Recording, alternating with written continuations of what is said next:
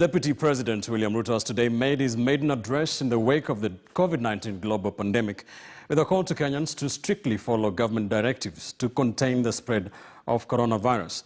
Ruto denied being isolated by the president and his handlers. KTN political reporter Moremi Mwangi followed the DP's address for us. With the country locked in a near ominous political silence, the contagious coronavirus eating away all the limelight, one man, the country's second in command, Deputy President William Ruto, has seemingly been missing in action. But 27 days since the first COVID-19 case was reported in the country, Ruto had a message to the nation. The coronavirus cannot move or multiply by itself.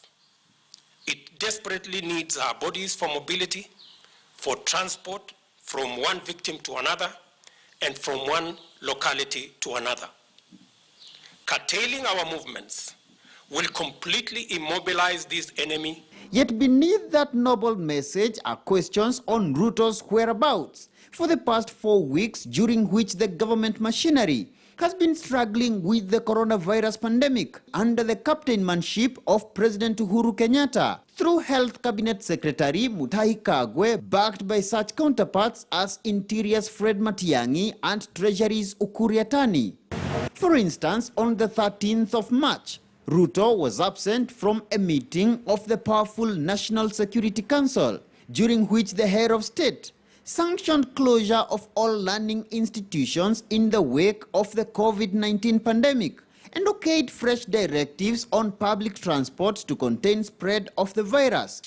Ruto was again not at State House when the president met senior Treasury officials and members of the business community, a meeting that derived some of the precautionary measures the head of state would announce later on the 25th of March. At this press briefing, where Ruto was again absent, even as his boss announced an 80% pay cut for both himself and the deputy president. The most recent public contact between Kenyatta and Ruto being at State House prayer meeting on the 21st of March, which was also attended by ODM leader Raila Odinga and Wiper's Kalonzo Musyoka. But the country's second in command says he has neither been isolated from the coronavirus information flow chain nor sidelined from decisions on intervention measures. We consult